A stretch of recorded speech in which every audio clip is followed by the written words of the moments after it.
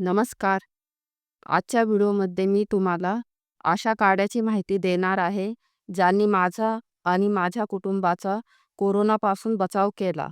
नुसता कोरोनापासूनच नाही, तर या काड्याने थंडी, ताप, सर्दी, खोकला, घसा सुजणे, घसा खवखवणे, अंगदुखी अशा बऱ्याचशा आजारापासून या काड्याने माझे आणि माझ्या कुटुंबाचे रक्षण केलेले आहे. आपली इम्युनिटी स्ट्रॉंग करून आजारापासून लढण्याची ताकद आपल्याला हा काढा देतो. इतके सारे फायदे देणारा हा काढा फक्त कोरोनाच्या काळातच नाही, तर आजही मी जेव्हा जेव्हा माझी मुलं आजारी पडतात, तेव्हा डॉक्टराकडे जाण्या ते मला हा काढा बनवायला सांगतात. हा काढा पिला की सकाळपर्यंत सर्दी, ताप, खोकला सर्व काही गायब होतं.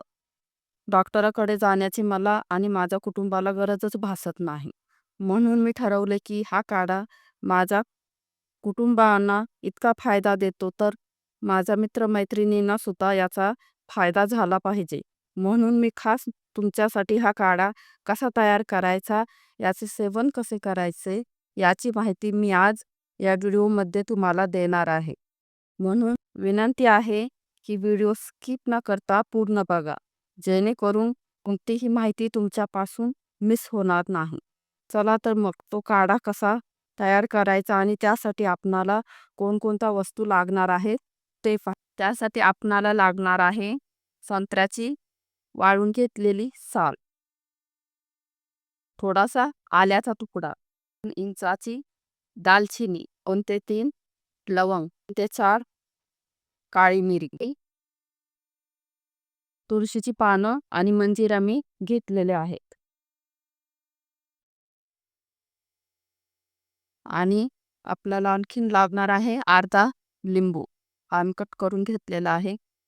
चला तर मग तो काढा कसा बनवायचा ते आपण पाहूया. त्यासाठी आपण अगोदर गॅस ऑन करूया.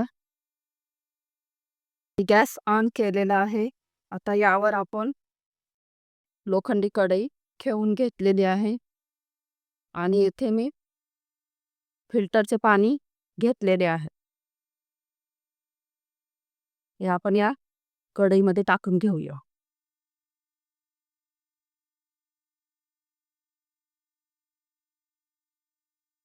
आता हे पाणी आपण अगोदर छानपैकी गरम करून घेऊया.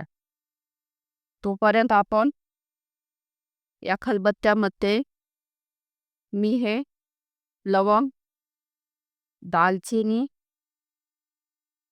आणि मिरी आणि ही तुळशीची पानं आणि मंजिरा थोडंसं ओबडधोबड कुटून घेणार आहे. आता पाणी गरम झालेलं आहे. आपण यामध्ये ही संत्र्याची साल टाकून घेणार आहोत आणि मी खलबत्त्यामध्ये हे ओबडधोबड कुटून घेतलेलं आहे ते यामध्ये टाकून घ्यायचं आहे, जेणेकरून यामध्ये त्याचा अंश उतरेल. आणि हा आल्याचा तुकडा आपण खिसणीच्या मदतीने खिसून यामध्ये टाकून घेऊ. तुमच्याजवळ आलं नसेल तर तुम्ही सुंठ पावडर सुद्धा टाकू शकता.